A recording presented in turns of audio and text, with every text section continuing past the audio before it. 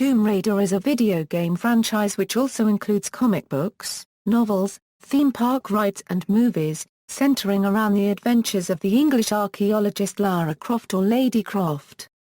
The first 6 games in the series were developed by Core Design, while Crystal Dynamics developed the latest 5.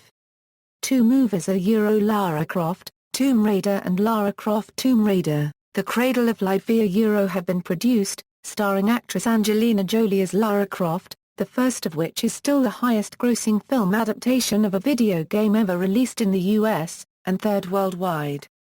Since the release of the original Tomb Raider in 1996, notable for its female protagonist, the series developed into a lucrative franchise of related media, and Lara became a major icon of the virtual gaming industry. In 2006, Lara Croft was inducted into the Walk of Fame and Guinness World Records has recognized her as the most successful human virtual game heroine. Lara Croft. The central character in Tomb Raider is the British archaeologist Lara Croft, a female adventurer in search of ancient relics. Lara was created by one-time Core designer Toby Gard, with her character and backstory fleshed out by writer Vicky Arnold. She appears almost invariably with brown shorts, boots and small backpack, a dark green or blue sleeveless top, holsters on both hips for dual-wielded pistols. Over the course of the series, her 3D model has undergone gradual graphical improvements, as well as enlarged breast size. Over the course of time, the Tomb Raider series canon has undergone various changes or retcons. These changes correspond to the series entering a new medium, such as comic books or film, or being taken over by another game developer. For example, in the first Tomb Raider game manual, Lara Croft is said to have survived a plane crash in the Himalayas at the age of 21, and was later disowned by her parents, who are still living. However, in the comics, Lara lost both her parents and her fiancé copyright in the crash. The films make no mention of a plane crash. Lara's mother died when she was too young to remember, and her father died under different circumstances.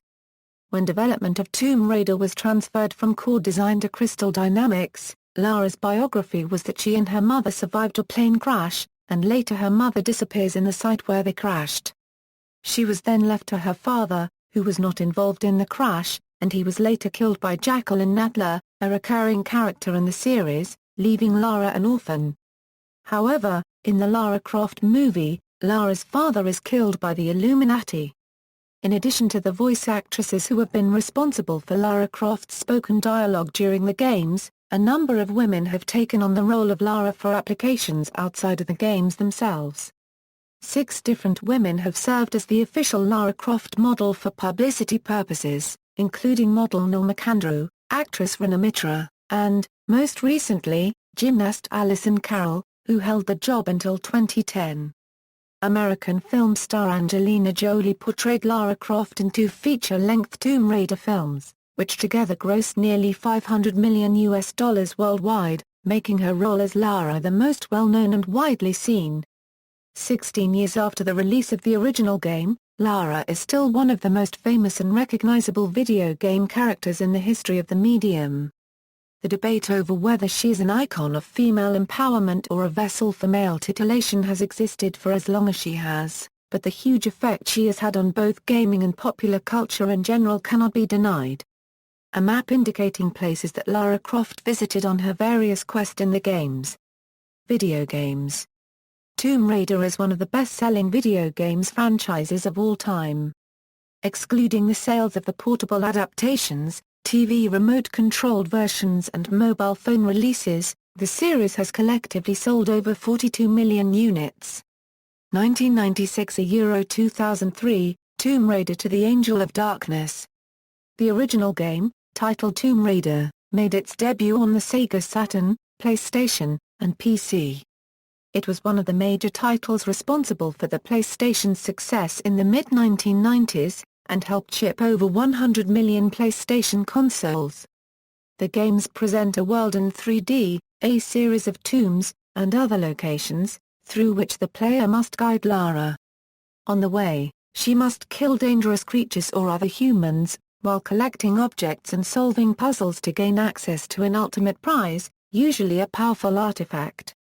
The storyline is usually driven by the quest for a powerful artifact, with Lara in a race against a sinister Shadow League who want to obtain the relic for their own purposes.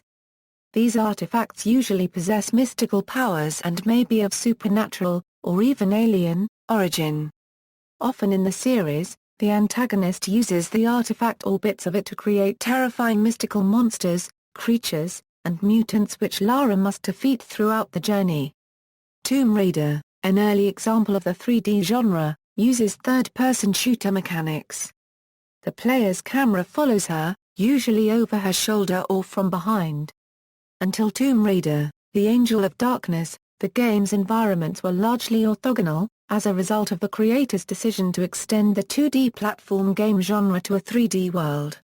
This is shown through Tomb Raider's gameplay, which is reminiscent of older platform games like Prince of Persia and Flashback that had a heavy focus on time jumping interspersed with combat. Each game has introduced new weapons and moves. By the fourth game, Lara could backflip off ropes and turn around in mid-air to grab a ledge behind her. Standard moves in Lara's range of abilities include the somersault, a roll, climbing techniques, strafing, the ability to swim, a swan dive maneuver, a handstand, and aiming lock. In Tomb Raider 3, a sprinting move was introduced that allowed Lara to quickly speed up while a bar in the lower corner of the screen drained her stamina. In Tomb Raider Chronicles, Lara was able to bar swing and somersault roll out of crawl spaces higher than ground level. Originally, the Tomb Raider games were developed by Core Design, and a game was released annually. However, the pressure grew so much on the team that they decided to kill Lara Croft off at the end of Tomb Raider, The Last Revelation, co-written by Hope Catlin, who was called in to rescue the game when Sony requested massive changes to the script. Still, a fifth game was released, which consisted of a series of flashbacks with Lara Croft's funeral serving as framing story for the various tales. The sixth installment, Tomb Raider, The Angel of Darkness, revived the character and was to start a trilogy. The game infamously featured a darker, more city-based setting and included stealth elements, and also introduced a new playable character for a short time in the game. The game was a failure, thus ending the Core Design era. In the early 2000s, a series of handheld titles were released for the Game Boy Color and Game Boy Advance, which were developed by other developers, neither Core Design nor Crystal Dynamics, and are therefore not considered canonical. 2006 Euro 2008, Core Design being replaced by Crystal Dynamics and First Reboot. After the unsuccessful Tomb Raider, The Angel of Darkness, Core Design was sold to Rebellion Studios. Core started working on a brand new video game, Free Running. After they came up with an idea to remake the first game of the Tomb Raider franchise onto the PlayStation Portable, they immediately gave the idea to Eidos. Eidos agreed and placed the Free Running project to the side. Core immediately began working on their 10th anniversary edition. While they were constructing the video game, Crystal Dynamics was working on Tomb Raider, Legend. Core Design wanted to create a Lara Croft model that resembled their model. A trailer of Tomb Raider, Anniversary was distributed onto the internet on June 8, 2006. The video was not a good representation of an upcoming video game, but Eidos did confirm they were making an action-packed sequel which would be developed by Crystal Dynamics. Later in the making, Sai cancelled Tomb Raider, Anniversary, and Core Design was dismissed from the Tomb Raider project. As a result, all of the computers were wiped clean, which erased their entire version forever. Core Design is no longer able to produce video games.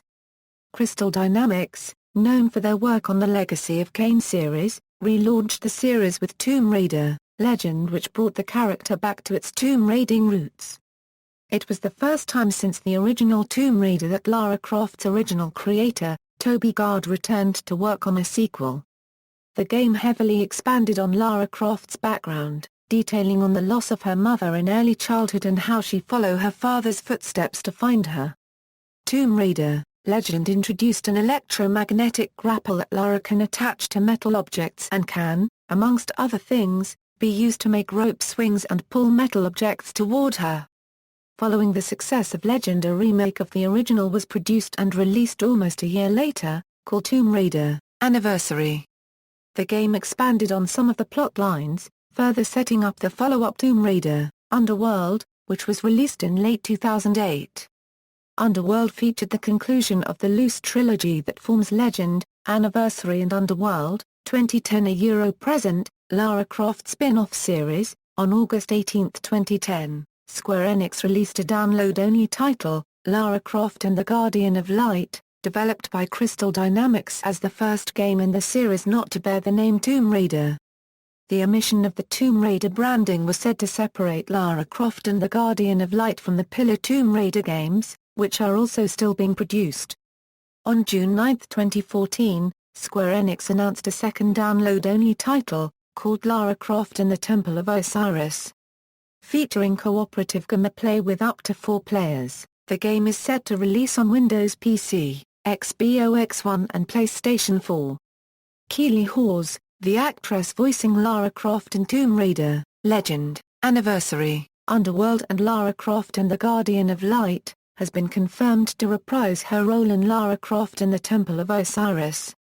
2013 a Euro-present, second reboot. On March 5, 2013, Square Enix released Tomb Raider, an origin story rebooting the long-running franchise, for PC, Xbox 360 and PlayStation 3. In Tomb Raider, the player controls a much younger Lara Croft, who is shipwrecked and finds herself stranded on a mysterious island rife with danger, both natural and human. In contrast to previous Tomb Raider games, Lara is portrayed as vulnerable, acting out of necessity, desperation and sheer survival, rather than for a greater cause or personal gain. On February 28, 2014, the technically enhanced Tomb Raider Definitive Edition was released for PlayStation 4 and Xbox One. Meanwhile, on August 1, 2013, Phil Rogers, Square Enix Western CEO, confirmed in a blog post on the company's official website that a next-generation Tomb Raider sequel is well into development. On June 9, 2014, Rise of the Tomb Raider was formally announced with a press release, after a first trailer premiered on Microsoft's E3 press conference earlier the same day. The game is set for release in holiday 2015, for Xbox One, Xbox 360, PS4, PS3, and Microsoft Windows. Camilla Luddington will reprise her role from the 2013 reboot of the series, stating she already started voicing and motion capturing Lara for Rise of the Tomb Raider. Also returning after contributing to the previous Tomb Raider game is writer Rhianna Pratchett. 2015, Rise of the Tomb Raider, the sequel to 2013's action-adventure game starring Lara Croft, was unveiled at Microsoft's E3 2014 press conference. Little is known about the future game, but it is expected to be released in late 2015. Cancelled titles. To date, there have been 2 confirmed titles to have been cancelled after development had started. Tomb Raider, The Lost Dominion, was a planned sequel to Tomb Raider, The Angel of Darkness, and had already begun development before Angel of Darkness was released. Due to the severely negative reviews of Angel of Darkness, and low sales, the game was cancelled when the series owner handed development of the series to another developer. Another title, Tomb Raider Anniversary Edition, was in development as well, but was cancelled. The project would later be developed from scratch using new technology and had no relation to the previous project. Music. All the scores to the Tomb Raider saga are produced by their respective composers using software instrumentation, such as recording samples and electronic synthesizers. The exception is Tomb Raider, The Angel of Darkness, which was recorded live by the London Symphony Orchestra at Abbey Road Studios, London, in June 2002. Several Tomb Raider soundtracks have been commercially released. The basic instrumentation for the Tomb Raider scores is orchestral, though the games adopt different instrumentation and tone with each installment in the series. Nathan McCree's style when scoring the first Tomb Raider is most similar to classical music, especially the cues with a fast tempo. Additionally, slow tempo cues are built on a minimalist bass using minimalist cells and 2 to 4 repeated musical notes. Different instruments like the vibraphone, strings, harp, or woodwinds provide a mysterious setting for the player. The main theme of the first Tomb Raider game was composed by Nathan McCree. A solo oboe melody orchestrated with choirs and strings, exposing for the first time the four most important musical notes, the signature, the motif of the entire series. These notes are composed in a most conjunct melodic manner possible, G-A-F-G. The original motif is followed immediately after by the sequenced motif with bar and registered trademark A-G, giving at the same time the possibility of looping the theme and the feeling of completion. Variations of this tune, especially the G-A-F-G motif, has been used throughout all Tomb Raider games, including the second movie, Lara Croft Tomb Raider, The Cradle of Life. Stings were used very often to warn the player about an impending danger, or if the player discovers a certain area. As an example, if the player picks up a secret object or, in later games, if an area with that object is discovered, a short vibraphone sound may be heard indicating the player has found a secret. The sound has been used in the first 5 Tomb Raider video games, including Tomb Raider Anniversary, though it has some minor sound variations. With Tomb Raider, The Last Revelation, the composer changes for the first time in the series, Peter Connolly being the next composer to come. He tries to respect Nathan's musical style of the series, keeping the stings and similar orchestration. For the main theme of The Last Revelation, he sequences with a vibraphone the original motif in a 4-musical note minimalist cell, used from the beginning to the end of the melody. The symphonic sounds of the earlier games composed by Nathan McCree were created using Roland Corporation's orchestral expansion board for their JV series modules. Angel of Darkness is the first game to bring underscores, previous games using stings and full scores only. Furthermore, as another premiere for the series, the score has been performed by a real orchestra. The basis of the main theme of this 5th game is the ending of the previous game. Charles Brune-Folman brings with Legend a new kind of music style with underlying beats, just like electronic dance music, that sometimes has small parts of an electronic-like orchestra, but instead of recreating the atmosphere of a real orchestra, Folman uses a lot of echoes for its sounds. The title track starts off with the first few notes of Lara's original theme used in all the games before this one, being played with slight ornamentation on a Middle Eastern duduk. Folman's work for Anniversary is different from that of Legend, as it has no underlying techno beats or electronic effects, and no underscores. Folman uses more complex instrumentation and composition in his scoring, acquiring more woodwinds, instrument articulation, and ambience. Folman leaves somewhat of a trademark in his Anniversary music by adding a significant amount of chimes throughout the score. Folman composed the music in the style of an electronic orchestra. Some recognizable themes from the first game, composed by Nathan McCree, such as Time to Run, Puzzle Theme, and Puzzle Theme 2 have been recreated.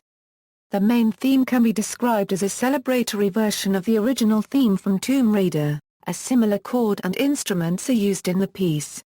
The song starts off with a heavy crescendo of woodwinds and low strings playing the famous Tomb Raider melody, and then breaks off into an almost playful arc, featuring parts of the harp composition from the Tomb Raider theme. Pizzicato strings, cascading pianos and celeste, chimes, and glass instrumentation are prominent throughout this version, implying the fresh and modern twist that Folman and Crystal Dynamics have placed in Anniversary. The music supervisor of Underworld was Charles Brune-Folman. He also composed the main theme, while Colin O'Malley scored the bulk of the music. Underworld's music is purely orchestral in style. There are pieces that do not loop, meaning they only play one time and are triggered on specific events. The score is made more of musical fragments, similar to the first 5 games of the Tomb Raider series with less constant music than in Legend. The first seconds of the main theme are the well-known 4 notes of the original Tomb Raider main theme. The end of it gets louder than the beginning by adding choirs and percussion. It then drops into a solo performance of the same 4 notes reminiscent of the Tomb Raider, Angel of Darkness main theme. 2010's Lara Croft and the Guardian of Light uses recycled musical cues from Legend, Anniversary, and Underworld by composers Charles Brune-Folman and Colin O'Malley. Regarding the upcoming Tomb Raider, a podcast by Game Informer on December 21, 2010, featured a sneak peek at a track from the game itself composed by Alexander Dmitrijevic. However, 6 days later, tweets from Crystal Dynamics global brand director, Carl Stewart, clarified Game Informer's statement, confirming that Alex Dmitrijevic is scoring the trailer. We officially haven't announced the composer for the game. On June 8, 2011, after the trailer's premiere, Stewart stated in regard to the final Turning Point score that this piece is not a piece that Alex Dmitrijevic worked on. On June 7, 2011, Megan Marie, community manager at Crystal Dynamics, expressed on the official Tomb Raider blog that our goal is to make sure that we release a soundtrack. Stewart added, this is a complete new composer and somebody who we've brought in to work on the game as well as this trailer piece, and that we're going to make a bigger announcement later in the year. In the making of Turning Point, sound designer Alex Wilmer explained that the unannounced composer had remotely directed an in-house concert violinist to perform the very intimate piece. In the fourth Crystal Habit podcast, which premiered at the Tomb Raider blog on October 17, 2011, Marie spoke to Wilmer and let sound designer Jack Grillo about their collaboration with the unannounced composer. Grillo stated that we're doing this overture, where we're taking an outline of the narrative structure and having our composer create different themes and textures that would span the entire game, while Wilmer emphasized that the composer's music will dynamically adapt in-game. Scored emotionally so that it reacts instantly to what happens. In an episode of the final hours of Tomb Raider on YouTube, the composer is revealed to be Jason Graves.